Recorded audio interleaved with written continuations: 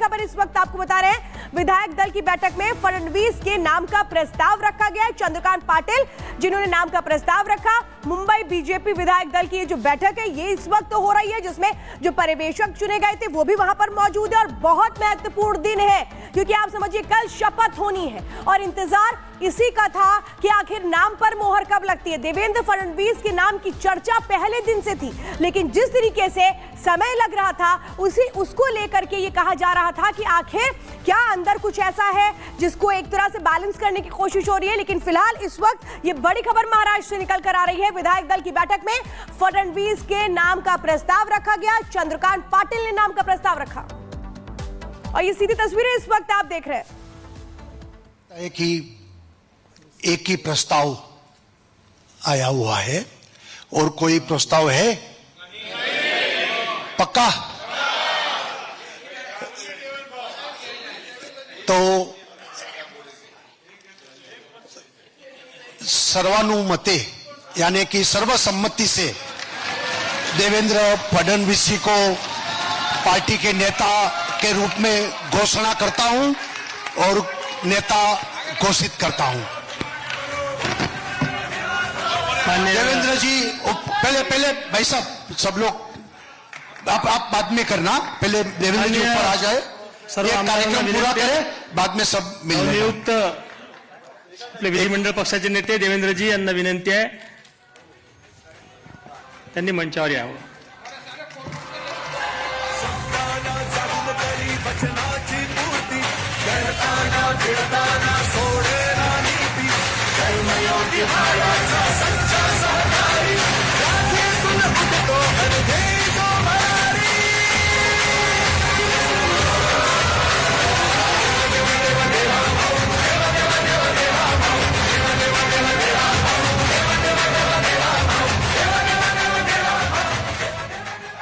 आपले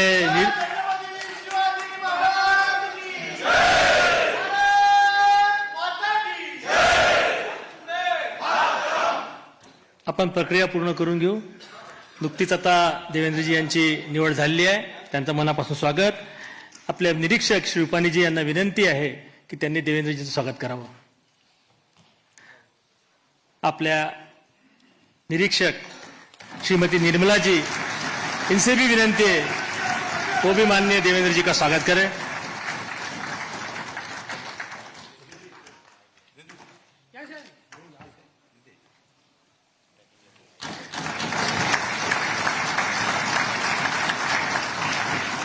आपल्या प्रदेशाचे अध्यक्ष बावनकुळे साहेब यांना नम्र विनंती आहे त्यांनी देवेंद्रजीचं स्वागत करावं। आपले मुख्य प्रतोद श्री शेलार साहेब यांना विनंती आहे त्यांनी पण देवेंद्रजींचं स्वागत करावं। आपल्या महाराष्ट्रामध्ये गेल्या 2 महिन्यापासून सातत्यानं वेगवेगळ्या विषयावर कार्यरत असणारी आपली जी प्रदेशाध्यक्षांनी कोर कमिटी तयार केली होती त्याची आज बैठकी झाली। त्या कोर कमिटीच्या सदस्यांना विनंती आहे की त्यांनी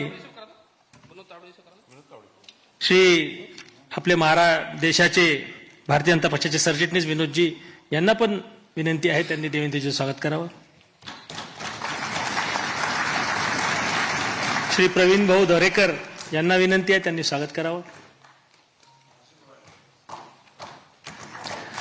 आपल्या कोर कमिटीने मागच्या 2 महिन्यापासून अथक मेहनत घेतली, त्यांची सकाळी बैठकी झाली। कोर कमिटीच्या सदस्यांना विनंती आहे त्यांनी सर्वांनी वरती येऊन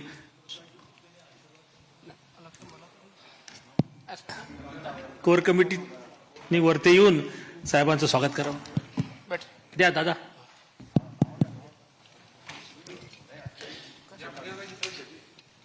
आपले विके साहेब, सुधीर भाऊ, दादा, पंकजाताई, गिरीश भाऊ,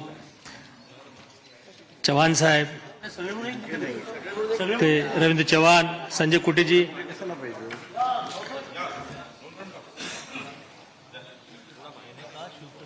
आपले महामंत्री राजूजी पांडे, विजयजी चौधरी, माधुताई नाईक, आपले आमदार विक्रांतजी पाटील। इसके बाद बाकी प्रक्रिया पूर्ण होगी। सभी को स्वागत करने का अवसर रुक के बाद में मिलेगा, तो बैठे रहेंगे अपने स्थान।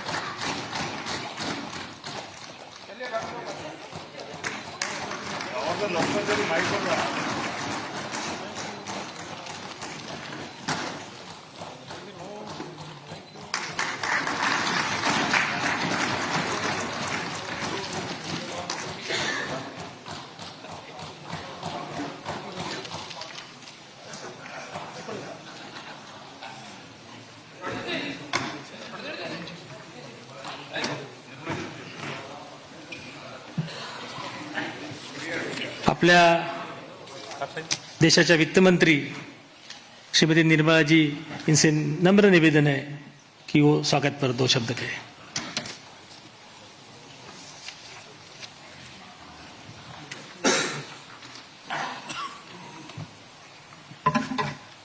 आप सबको मेरा नमस्कार और शुरुआत में ही नवनिर्वाचित एमएलए गण सबको मेरा बधाई और इस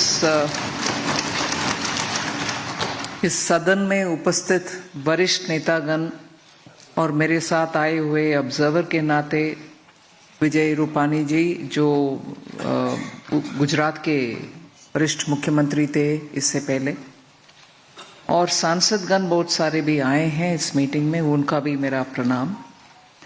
और अभी नवनिर्वाचित विधिमंडल के नेता के नाम में देवेंद्र फडणवीस जी का मेरा बधाई और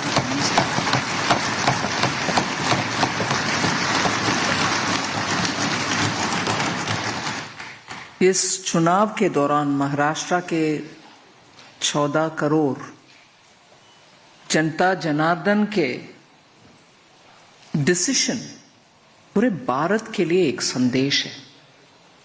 ये रेगुलर असेंबली इलेक्शन नहीं है।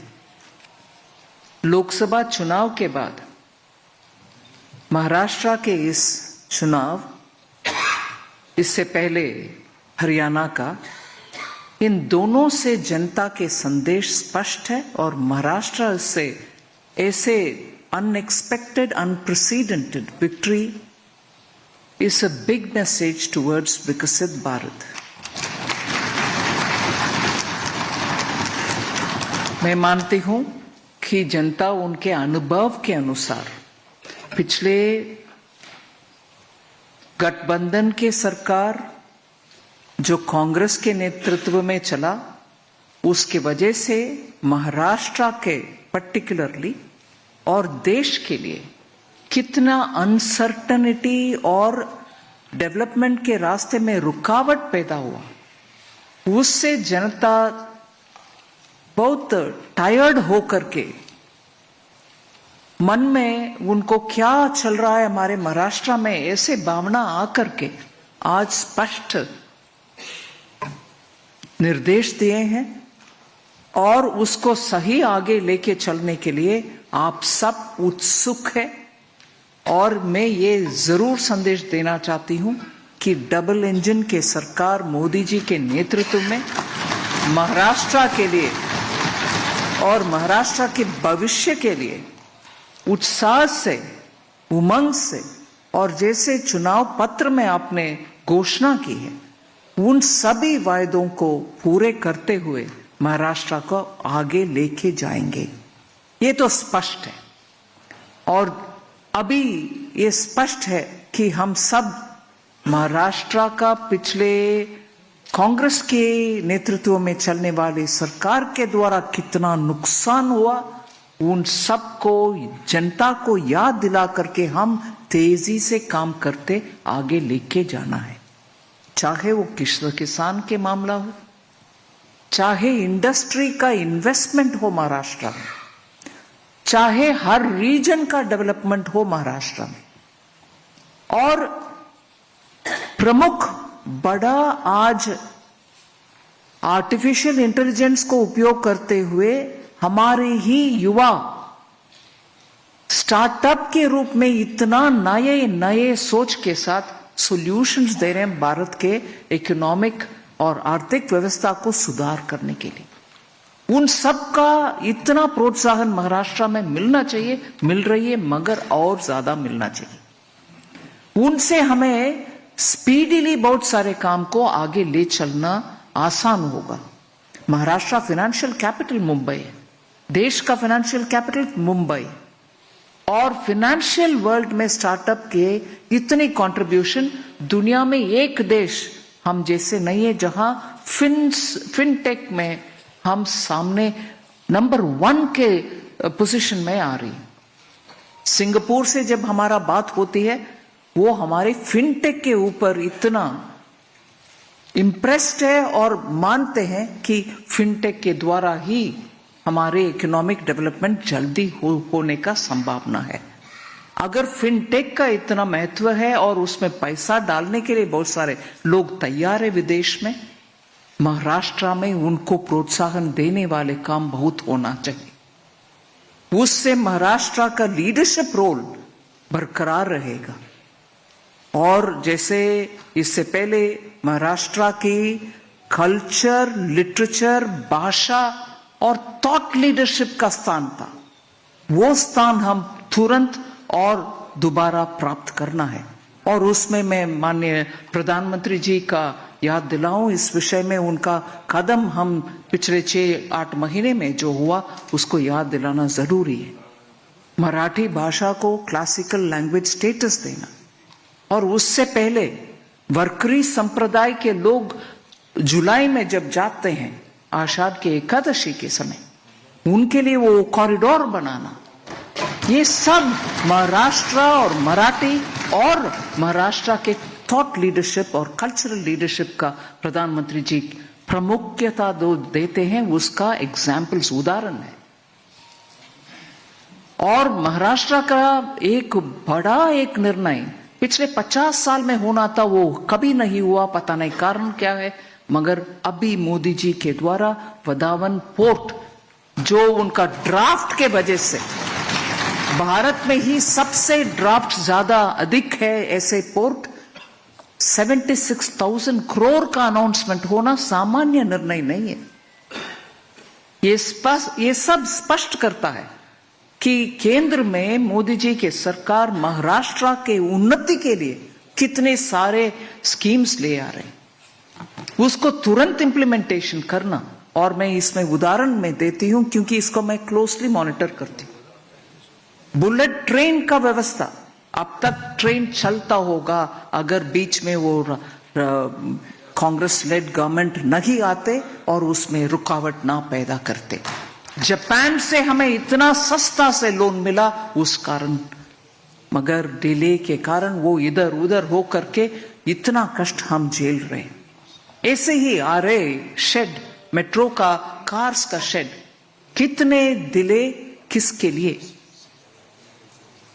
मुंबई सबर्बन ट्रेन्स का भीड़ हम देख रहे हैं, उसमें जनता का सुविधा के लिए हम काम करने के लिए सामने आए, रुकावट पैदा करने वाले दूसरे पार्टी है।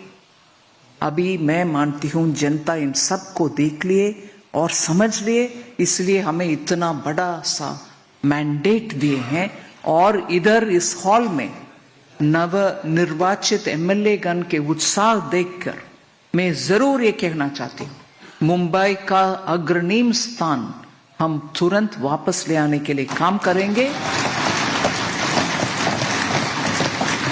नासिक और उस बेल्ट में जितने भी एग्रीकल्चर संबंधित, चाहे वो कंदा, ऑनियन और गार्लिक, इन सभी ग्रेप्स, इन सभी का प्रॉब्लम के लिए जितने भी हम गोडाउन्स बनाना है और